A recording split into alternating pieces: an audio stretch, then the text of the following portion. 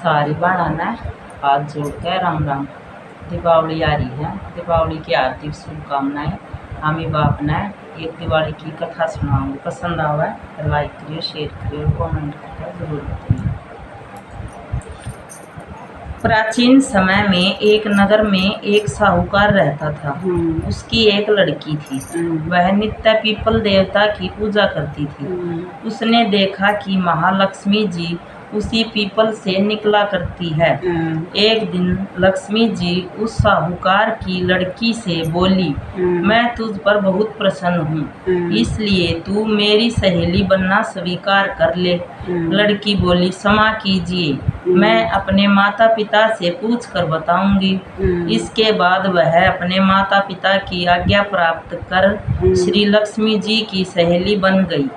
श्री महालक्ष्मी उससे बड़ा प्रेम करती थी। एक दिन महालक्ष्मी जी ने उस लड़की को भोजन जीवने का निमंत्रण दिया। जब लड़की भोजन पाने को गई तो लक्ष्मी जी ने उसे सोने चांदी के बर्तनों में खाना खिलाया और सोने की चौकी पर उसे बैठाया और बहुमूल्य दिव्य दुशाला उसे ओढ़ने को दिया। तत्पश्चात लक्ष्मी जी ने कहा कि मैं भी कल तुम्हारे यहाँ जीवने को आऊंगी। लड़की ने स्वीकार कर लिया और अपने माता पिता से सब हाल कहकर सुनाया। तो सुनकर उसके माता पिता बहुत प्रसन्न हुए, परंतु लड़की उदास होकर बैठ गई।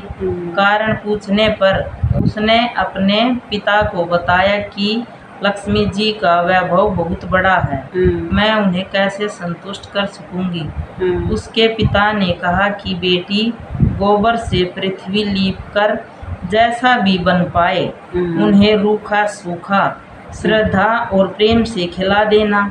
यह बात पिता कहने भी न पाया कि सहसा एक चील मंडराती हुई आई और किसी रानी का नौलखा हार वहीं डालकर चली गई। यह देखकर साहूकार की लड़की बहुत प्रसन्न हो गई।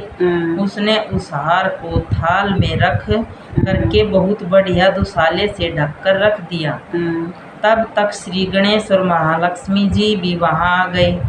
लड़की ने उन्हें सोने की चौकी पर बैठने को कहा। इस पर श्री महालक्ष्मी जी ने कहा कि इस पर तो राजा रानी बैठते हैं, हम कैसे बैठे। बहुत आग्रह करने पर महालक्ष्मी जी और गणेश जी ने बड़े प्रेम से भोजन किया। लक्ष्मी जी के और गणेश जी पदार्पण करते ही साहूकार का घर संपत्तियों से भर गया।